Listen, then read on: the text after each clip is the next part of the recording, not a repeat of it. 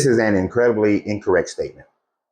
At no time were the followers of Serapis called Christians. If anything, it was the followers of Serapis during the time frame after um, Christianity had taken over the Roman Empire under Theodosius that those who worshiped Serapis were genocided by the Christians, especially under one of the popes, for pressure that was given to one of the popes. I forget his name. Right during the 381, 382 time frame.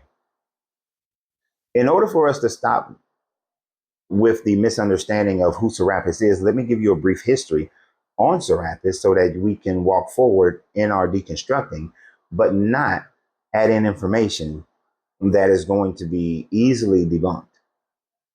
With about 20 minutes of research, you can find an incredible amount of information concerning the god Serapis and how Serapis, although there are some similarities between him and Jesus, Serapis has been one of the more multiple gods in ancient time frame, in the ancient time frame, from about the 4th century BCE up until the 4th century CE. So the first ideas that we have of this god Serapis is a Babylonian statue, a Babylonian construct and temple, construction of a temple that was dedicated to the god Ea. The god Ea, also known as Enki to the Sumerians and the Assyrians and Akkadians, was considered to be the king of the Apsu, the king of the watery depths. His name in this unconnected Babylonian time frame would have been Sarapis. But Sarapis is simply saying king of the Apsu. Sar meaning king of, Apsu meaning the watery depth. This was known during the time frame of the death of Alexander the Greek. And when he died and his kingdoms were split up, Ptolemy I, when he gained control over Egypt, utilized the idea of Sarapis and wanted to bridge a gap between the Greeks and the Egyptians. And in the way that they always did, this is part of Hellenization, they synchronized the different gods that the people that they're oppressing have and their gods.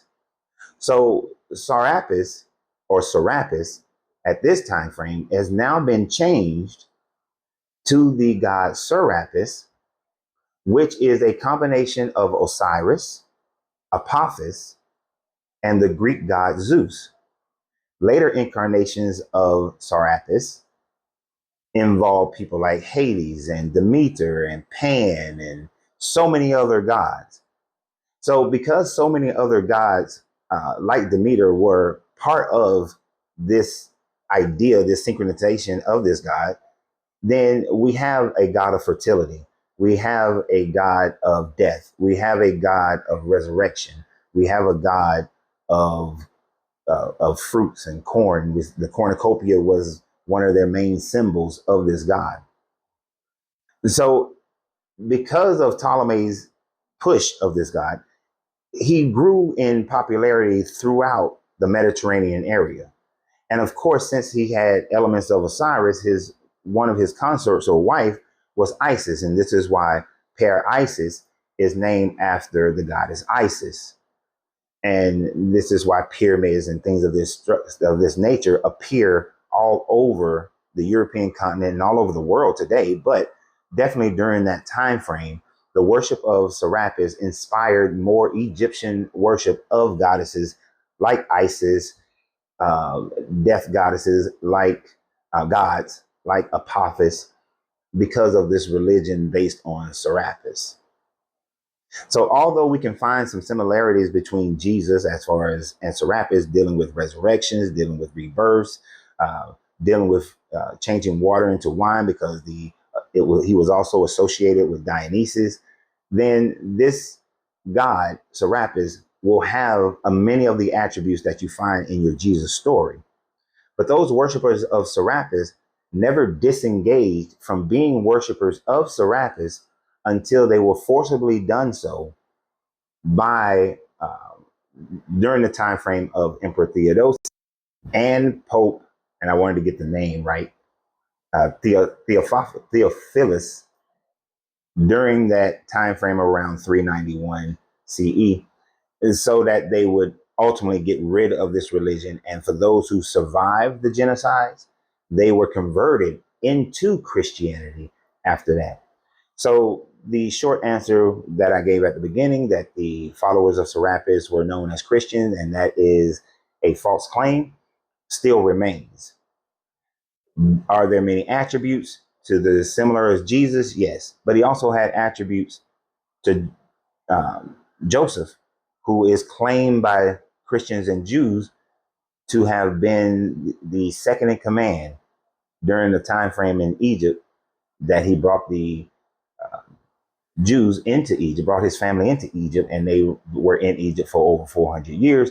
But yet we know that there is absolutely no proof that Joseph existed, nor that there were any large scale number of Jews existing in Egypt and exited their way out after 400 plus years. So Serapis is just merely a made up god that was taken from the Babylonians, and then that made up God was molded to fit a political idea of bringing people together under one religion by the Greeks. And that religion just happened to survive for over 600 years.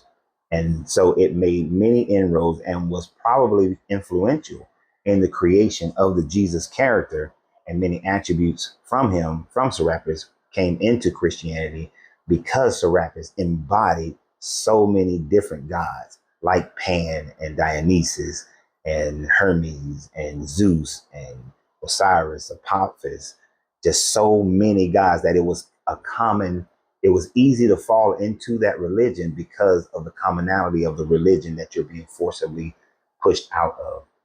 And so when Christians, when they were forcibly pushed out of worshiping Serapis, it was easy because it had similarities to the Jesus character. So y'all have a great day. And always remember, you have to free yourself to be yourself because your greatness is non-negotiable. Good journey, good vibrations.